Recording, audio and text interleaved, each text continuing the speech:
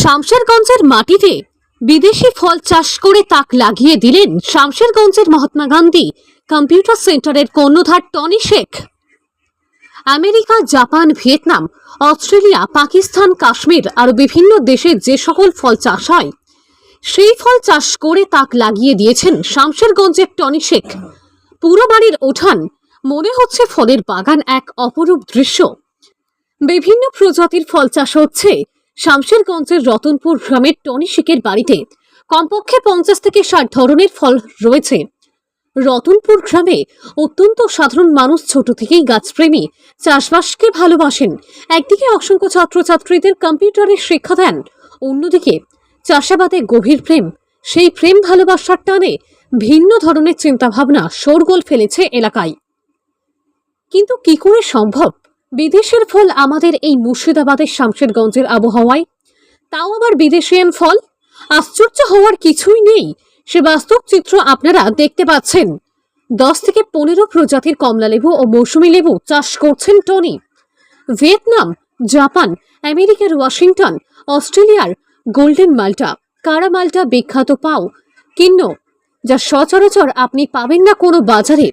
কাশ্মীর আমাদের শীত প্রধান দেশ, তারপরেও মুর্শিদাবাদের শামশেরগঞ্জের মাটিতে চাষ হচ্ছে সে কাশ্মীরের কমলা। শুধু কমলা না, বিভিন্ন ধরনের আপেল ও অসংখ্য প্রকারের কলা চাষ হচ্ছে।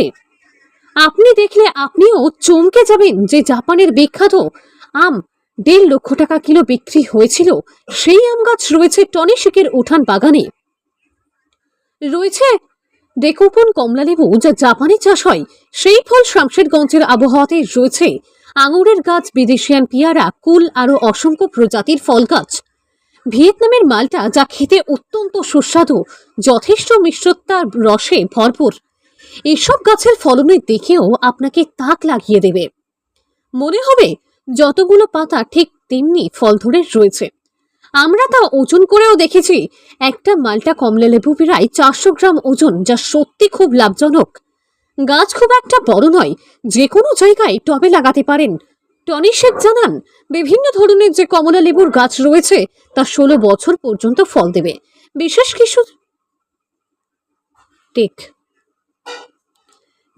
কিছু চাষের জন্য প্রয়োজন হয় না। সাধারণত আমরা যে জৈব সার, খোল এবং হাড়ের গুঁড়ো, যা সার হয় পটাশিয়াম, সেই সারকে ব্যবহার করে গাছের পরিচর্যা করেন। মুর্শিদাবাদের আবহাওয়াতে হচ্ছে বিদেশের ফল চাষ। সর্বসাধারণের উদ্দেশ্যে তিনি বলেন, এই গাছ অত্যন্ত লাভজনক এবং আমাদের আবহাওয়াতেও এই ফল চাষ করা সম্ভব। অবশ্যই আপনারা চাষ করুন এবং এই ফল থেকে বহু পরিমাণ বিভিন্ন ধরনের ভিটামিন পেয়ে থাকি। এই ফলগুলো বাজারের মূল্য 10 গুণ বেশি। পাশাপাশি পৃথিবীর যে ভারসাম্য নিয়ন্ত্রণ হারাতে শুরু করেছে গাছ কমে যাওয়ার কারণে, তার কারণে অত্যন্ত তাপমাত্রা বৃদ্ধি পাচ্ছে। আমরা এসির সহযোগিতা নিচ্ছি, এতে কিন্তু আমাদের সমাধান নয়। আমাদেরকে পরিবেশকে ঠিক রাখতে গাছ লাগানো একান্তভাবে জরুরি। গাছ লাগান, সুস্থ থাকুন, অন্যকে সুস্থ রাখুন। বিখ্যাত সুপ্রিয় দর্শক, আমরা এই আগিনা বাগানে এসেছি। এই ফলের বাগান, এই এটা একটা ভিয়েতনামের ফল রয়েছে। এই ফল সম্বন্ধে তার কাছে একটু সংক্ষিপ্তে জানবো, এই ফলটা কেমন সুস্বাদু রয়েছে। আচ্ছা, এই ফলটি হচ্ছে ভিয়েতনাম মাল্টা প্রজাতির মধ্যে ভিয়েতনাম এবং খুব অনেক বড় সাইজ হয়। আমরা এই ফলটিকে আজকে হারভেস্ট করে এবং এর টেস্ট এবং তার ওজন সমেত আপনাদেরকে লাইভ দেখাবো। তাহলে আজকে এই ফলটাকে পাড়া হোক, এটা পোজ করো। এই যে দেখুন, এই সেই ভিয়েতনাম মাল্টা, ভিয়েতনামের সেই বিখ্যাত লেবু। এই ফল আপনি কতদিন থেকে চাষ করছেন এখানে? এই ফল আমি 2 বছর থেকে পরিচর্যা করছি এবং এই বছর ফল এসছে। আর আমি সকলকে বলবো, এলাকাবাসীকে, যে আপনারা সকলেই গাছ লাগান, ফলের গাছ লাগান।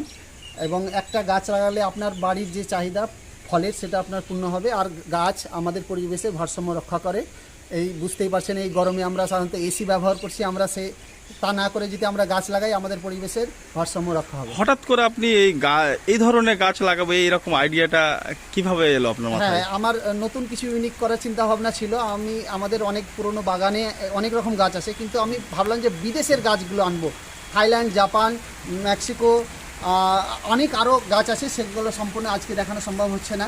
সেই জাপানের বিখ্যাত আপনার ডেকোপন দেখালাম, ভিয়েতনাম মালটা দেখালাম, অস্ট্রেলিয়ান ল্যাভেন্ডার দেখালাম, সবই বিদেশি জাত। আমরা এই আমাদের ভারতে বিদেশের গাছগুলো নিয়ে আমরা চিন্তাভাবনা করছি এবং এর স্বাদ এবং গন্ধ এবং ফ্লেভার খুবই ভালো, খেতেও সুস্বাদু। আপনার নাম? আমার নাম টনি। আমি আমার আরেকটা পরিচয় আছে, আমি মহাত্মা গান্ধী কম্পিউটার সেন্টারের সেন্টার ইনচার্জ।